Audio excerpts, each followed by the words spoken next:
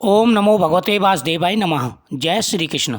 स्वागत है आप सभी का मेरे यूट्यूब चैनल पर। मैं हरिओम शर्मा आज आपको शपला एकादशी की कथा सुना रहा हूँ। धर्मराज युधिष्ठिर बोले कि हे जनार्दन, पौष कृष्ण एकादशी का क्या नाम है और उस दिन किस देवता की पूजा की जाती है तथा उसकी क्या विधि है। भगवान श्री कृष्ण कहने लगे कि हे धर्मराज, मैं तुम्हारे स्नेह के कारण तुम्हारे प्रश्नों का उत्तर देता हूँ। एकादशी व्रत के अतिरिक्त मैं अधिक से अधिक दक्षिणा देने वाले यज्ञ से भी प्रसन्न नहीं होता। अतः तुम इसे अत्यंत भक्ति और श्रद्धा से युक्त होकर एकाग्र मन से सुनो। धर्मराज युधिष्ठिर बोले कि हे प्रभु, इस विधि व्रत की क्या विधि है, कैसे ये व्रत किया जाता है और पौष मास का जो व्रत है उसकी क्या विधि है, कौन से देवता की पूजा की जाती है, यह संपूर्ण कथा सुनाने की कृपा करें। भगवान श्री कृष्ण बोले कि हे राजन, इस पौष कृष्ण एकादशी का नाम शपला है। एकादशी के देवता श्री नारायण हैं। पूर्वोक्त विधि से इस व्रत को कहते हुए श्री नारायण की पूजा करनी चाहिए। जिस प्रकार नागों में शेषनाग, पक्षियों में गरुड़ और सब ग्रहों में चंद्रमा, यज्ञों में अश्वमेघ, देवताओं में भगवान विष्णु श्रेष्ठ हैं, उसी तरह सब व्रतों में एकादशी का व्रत श्रेष्ठ है।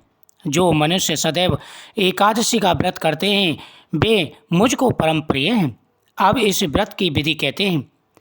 मेरी पूजा हेतु ऋतु के अनुकूल नारियल, नींबू, अनार, सुपारी आदि मेरे को अर्पण करें। धूप, दीप, नैवेद्य आदि 16 चीज़ों से मेरी पूजा करें। रात्रि को जागरण करें। इस एकादशी के व्रत के समान यज्ञ, तीर्थ, दान, तप तथा और कोई दूसरा व्रत नहीं है। 5000 वर्ष तक तप करने से जो फल मिलता है उससे भी अधिक फल एकादशी के व्रत के करने से प्राप्त हो जाता है। अब तुम इस एकादशी की कथा सुनो। प्राचीन समय की बात है। चंपावती नगरी में महिष्मत नाम का एक राजा राज्य करता था। उसके 4 पुत्र थे। उन सब में लुम्पक नाम वाला बड़ा राजपुत्र महापापी था। वह पापी सदा पर स्त्री, वैश्यागमन और दूसरे बुरे कार्यों में अपने पिता का धन नष्ट किया करता था। वह देवता, ब्राह्मण और वैष्णवों का निंदक था। जब राजा को अपने बड़े पुत्र के इन कुकर्मों का ज्ञान हुआ, उसको अपने राज्य से निकाल दिया। तब वह विचारने लगा, अब किधर जाऊं, क्या करूं। अंत में उसने चोरी का कर्म करना प्रारंभ कर दिया। वह दिन को वन में रहता और रात्रि को अपने पिता की नगरी में चोरी करता तथा प्रजा को तंग करने और मारने का कुकर्म भी करता था। कुछ समय पश्चात नगरी भयभीत हो गई। वह वन में पशु आदि को भी मारकर खा जाता था। राज कर्मचारी तथा प्रजाजन उसको इन कुकर्मों के कारण पकड़कर भी राजा के डर के मारे छोड़ देती थी। उसी वन में एक अत्यंत प्राचीन समय का पीपल का वृक्ष था। लोग उसकी भगवान के समान पूजा करते थे। उसी वृक्ष के नीचे वह महापापी लुम्पक रहा करता था। इस वन को लोग देवताओं का कीड़ा स्थल मानते थे। कुछ समय के बाद पौष कृष्ण का पक्ष की दशमी के दिन वह वस्त्रहीन होने के कारण शीत के मारे समस्त रात्रि सो न सका और मूर्छित हो गया। उसके हाथ पैर अकड़ गए। वह रात्रि उसने बड़ी कठिनाई से व्यतीत की और सूर्योदय होने पर भी उसकी मूर्छा नहीं गई। दूसरे दिन शपला एकादशी को दोपहर के समय सूर्य की गर्मी से उसकी मूर्छा दूर हुई तो वह होश में आकर गिरता पड़ता वन में भोजन की खोज में चला गया। लेकिन उसके शरीर में ताकत नहीं रहती, परंतु सारे कष्ट के कारण वह जीवों को मारने में असमर्थ रहा। अतः वृक्षों से गिरे हुए फलों को बीनकर वह पीपल के वृक्ष के नीचे आया। उस समय तक सूर्य भगवान अस्त हो गए थे। अतः उसने उन फलों को पीपल के वृक्ष के नीचे लाकर रख दिया और रोकर कहने लगा, भगवान, यह सब फल फूल आपके ही अर्पण हैं। आप ही इनसे तृप्त होइए। उस रात्रि को उसको नींद नहीं आई। दुख के मारे पूरी रात जगता रहा।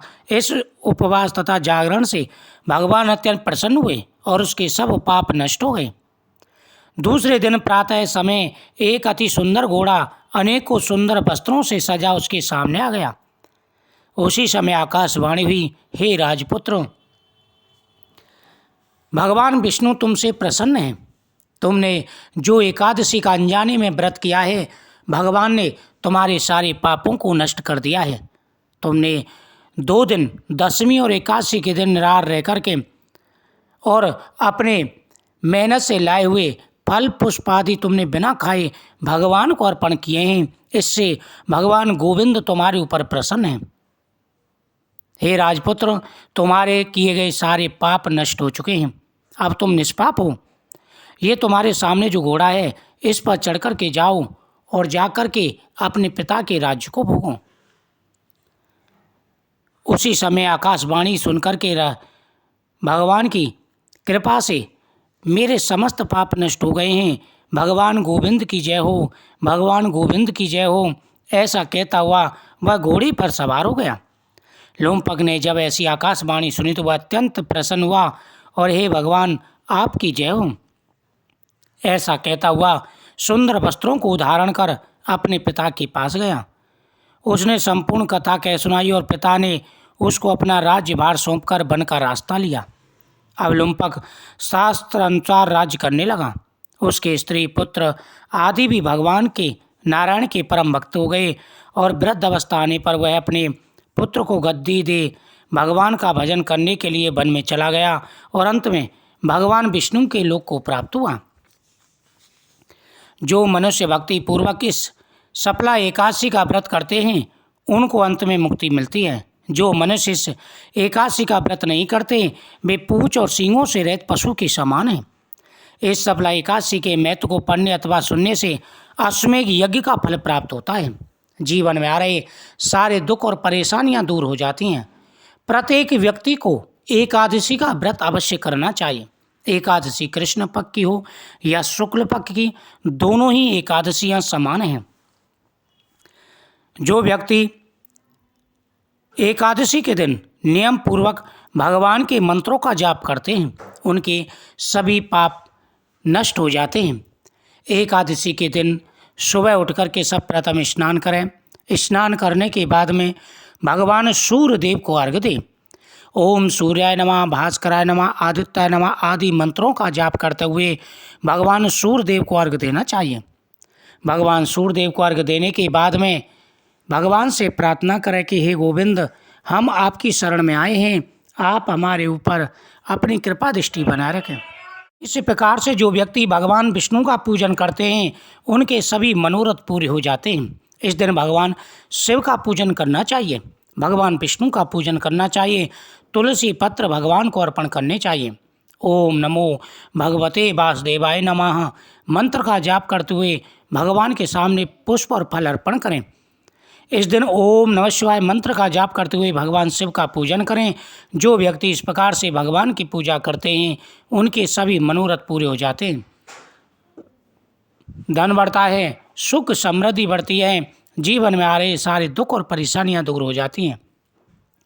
ओम नमो भगवते वासुदेवाय नमः, ओम नमो नारायणाय नमः।